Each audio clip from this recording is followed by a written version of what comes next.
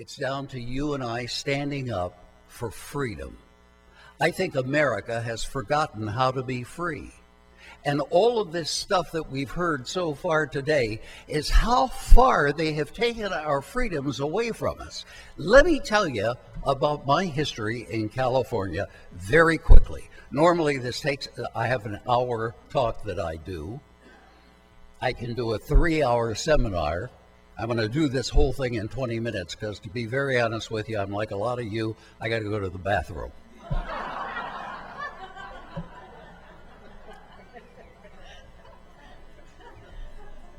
1969, I came out here from back east, moved into California, and turned on the television, and all of a sudden, what did I see? The Santa Barbara oil spill. Remember it?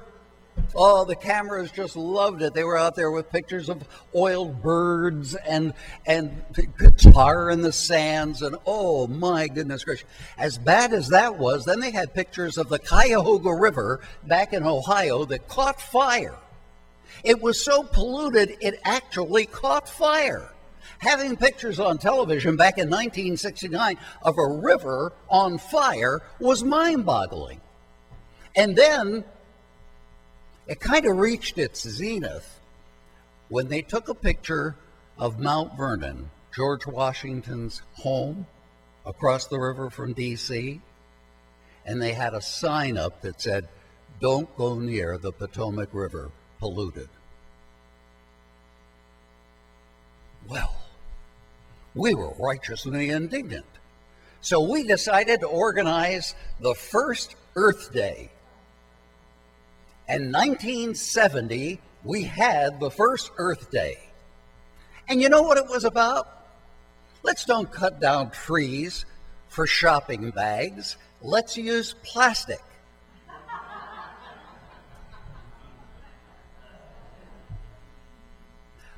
Let's clean up the beach. Remember the days of pop-top cans? And everybody threw the pop-top away and you went down to the beach and you cut your foot? Let's clean up the beach. Let's don't pollute our rivers and streams. It was all so innocent. But then I came home from the first Earth Day. I turned on the television and there was a guy named Paul Ehrlich who wrote a book called The Population Bomb back in the 1960s. And they invited him to the first Earth Day in 1970, and he spoke back in New York City. And you know what he said? We're about to have an ice age.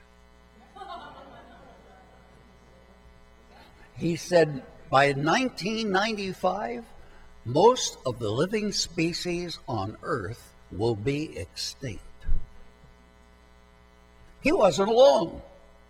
There was a senator who organized it. He held the rally back in Washington, D.C. He was a senator from the good state of Wisconsin. And he spoke back there and he said the same thing. We're expecting an ice age. Well, that didn't work out. But these people over here in the environmental world, they seem to have no shortage of disasters to tell us about. Have you noticed that?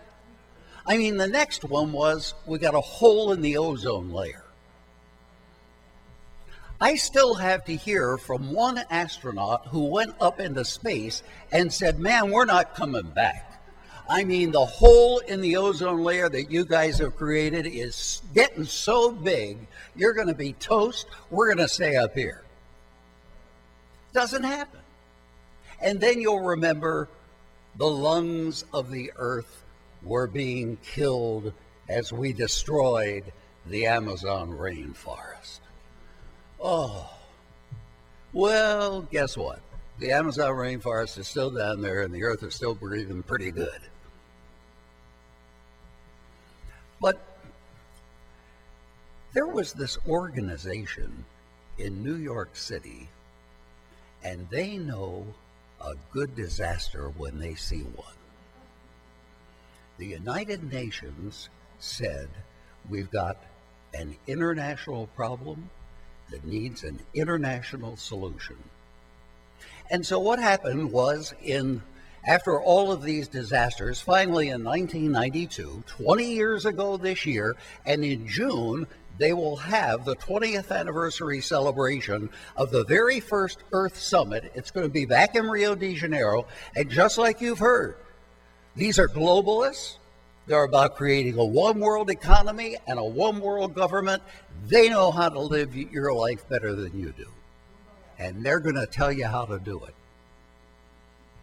Well, they got together in '92 and they had the first Earth Summit, and then they agreed that 5 years later they would get together in Kyoto, Japan, and they were going to have what they call the Kyoto Accords. And they came up with something called Agenda 21. Now, fade to black for just a second. It's 2006. I'm on the radio. No, I had just left the radio, I'm sorry. And some friends of mine who were in business came to me and they said, Duffy, do you know about the 2006 Global Warming Solutions Act? Oh, what? Global warming? You gotta be kidding. He said, no. You gotta check this out. It was implemented in 2007, just last year, as AB 32, Assembly Bill 32. I called up my friend Tom McClintock. Anybody here know Tom McClintock? You respect Tom McClintock? Tom and I have been friends for 20 years. We worked together at the Claremont Institute. And I called Tom and I said, hey, Tom, have you heard anything about something called AB 32? And he said, I sure have. And I said, describe it for me in one word. You know what he said? Catastrophic. And I said, why is it so bad, Tom? He said, well, the first thing is you're going to have to create a new low-carbon fuel for every car in the state. The refineries are going to have to retrofit, and they're not going to take that laying down. The price of gas is going to double. That was when gasoline was still $3 a gallon. It's well on its way to doubling. The second thing he said was electricity is going to go up by a third. Got a smart meter on your house? Get it taken off right away. It's an act of civil disobedience. They don't have any right to come in. And you know what they can do with a smart meter? They can tell when you're at home. You turn the lights on. They can tell when you're cooking. They can tell when you're showering. If you've got a smart meter, you call up the electric company and you tell them, take it off of my house.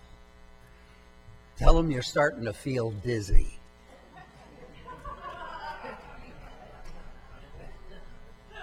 "47 counties and cities have outlawed smart meters. Join them.